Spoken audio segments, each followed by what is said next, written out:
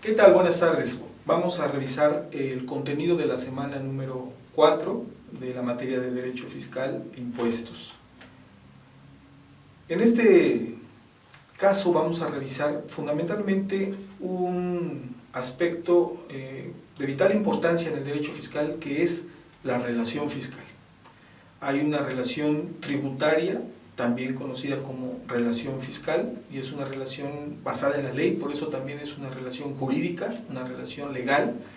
Esta relación implica dos entidades, es decir, el marco de lo que es el Estado, el fisco federal, estatal y municipal, encuadrados ahí, hablemos de manera general al Estado, y los contribuyentes, que tiene que ver con los gobernados, son las personas que participan en la relación fiscal.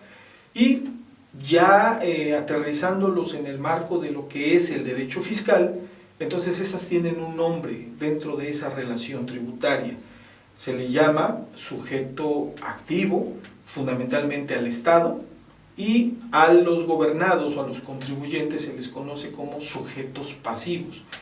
¿De qué son sujetos pasivos? Ahorita lo veremos. Son sujetos pasivos de esa relación tributaria, y los sujetos pasivos pueden ser personas físicas y personas morales. En Puebla les conocen como personas jurídicas. Esto da pie a que son sujetos pasivos ¿de qué? De una obligación tributaria u obligación fiscal. Como verán, hablamos de dos conceptos diferentes. Primero, la relación tributaria, y aquí estamos hablando de la obligación tributaria u obligación fiscal. En el primero es precisamente ese punto de contacto que tienen los dos, el sujeto activo y el sujeto pasivo, y ya en la obligación tributaria estamos hablando del vínculo jurídico en virtud del cual un sujeto deudor debe dar a otro sujeto que actúa ejerciendo un poder tributario en carácter de acreedor sumas de dinero o cantidades de cosas determinadas por la ley. Entonces podemos ver que ya empieza a tomar forma la razón original del por qué el derecho fiscal existe como tal, y es un marco normativo de una serie de actividades para la sana convivencia y la continuidad de los estados. Así, por ejemplo, podemos ver entonces otros dos conceptos que son vitales comprender en el marco del derecho fiscal para poder saber todo lo que hacen las autoridades fiscales y concretamente los sujetos activos y los sujetos pasivos. Estamos hablando de los hechos en materia fiscal. Los hechos en materia fiscal son fundamentalmente dos: algo que se le conoce como el hecho imponible y el hecho generador. ¿Qué es esto de hecho imponible? Fundamentalmente es un precepto legal que contiene una obligación fiscal, es decir, hay una disposición en la ley que dice: si pasa esto, entonces caes en una determinada situación. Y por otro lado, tenemos un hecho generador, que es cuando ya el sujeto pasivo, persona física o persona moral, cae precisamente en esa situación jurídica o de hecho que hace que se actualice el acto con la hipótesis normativa. Entonces podemos ver, por ejemplo, que en el caso del hecho imponible da inicio a la relación fiscal, y en el caso del hecho generador da origen al nacimiento de la obligación fiscal, que son los conceptos anteriores que vimos en una diapositiva anterior. Por otro lado, también es bien importante tener claros estos conceptos. Hablamos desde el principio que vamos a seguir una secuencia de un sistema o de un método deductivo. Hemos venido de lo general a lo particular, y entonces vamos poco a poco aterrizando a los hechos concretos. Aquí ya hay un nacimiento y cumplimiento de la obligación fiscal. Ya vimos que hay una relación tributaria, una obligación fiscal, y ahora vamos a hablar del nacimiento y cumplimiento de la obligación fiscal.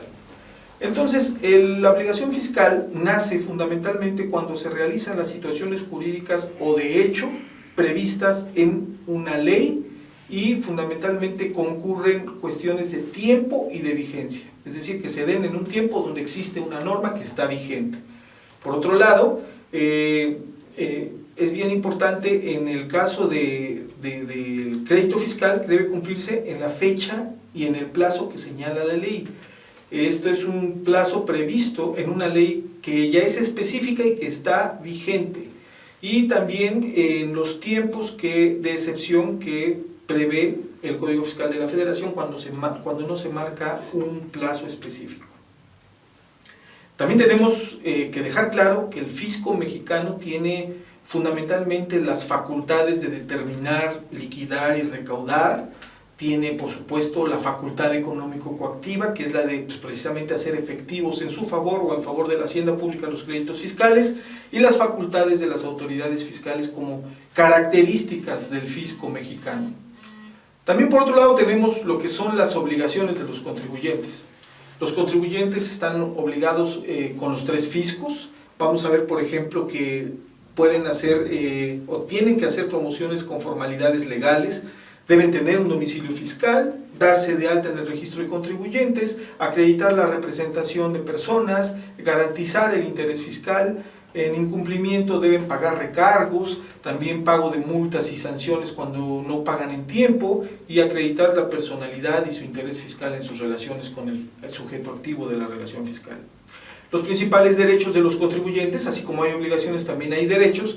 Tenemos, por ejemplo, que existe incluso una ley federal de los derechos de los contribuyentes y nos dice que estos son, entre otros, de la posibilidad de ser informados, obtener devoluciones de impuestos, conocer el estado de tramitación, ser tratado con respeto y consideración, inconformarse de resoluciones que le afecten, conocer la identidad de las autoridades fiscales, concretamente el derecho de audiencia previa, que es un requisito sine qua non para que una autoridad pueda actuar después en contra de una persona física o moral, que se mantengan en reserva sus datos y, por supuesto, corregir su situación fiscal. Las contribuciones en México, por supuesto, sabemos, tienen 4 elementos esenciales, sin los cuales el principio de legalidad no se puede presumir en esas contribuciones. Toda contribución, para que tenga el carácter de contribución en México, debe tener 4 elementos, que son tener un objeto, un sujeto, una base gravable y una tasa, cuota o tarifa. Sin estos elementos no hay contribución, esto es básico. La clasificación de las contribuciones en México está muy clara y muy definida. A veces hablamos de cargas tributarias, de impuestos, y les llamamos de una manera muy genérica. Sin embargo, contribuciones en sentido estricto son impuestos, aportaciones de seguridad social, contribuciones de mejoras y derechos. Por otro lado, también hay contribuciones locales, algunos ejemplos como el impuesto sobre nóminas, el impuesto sobre servicios de hospedaje, el impuesto sobre tenencia o uso de vehículos, los derechos de control vehicular son estatales, por ejemplo, el impuesto sobre administración, el impuesto predial, el impuesto sobre adquisición de bienes inmuebles, el impuesto sobre diversiones y espectáculos públicos, el impuesto sobre loterías, rifas y sorteos, o los derechos por permisos para el uso o expendio de bebidas alcohólicas, son contribuciones de carácter municipal.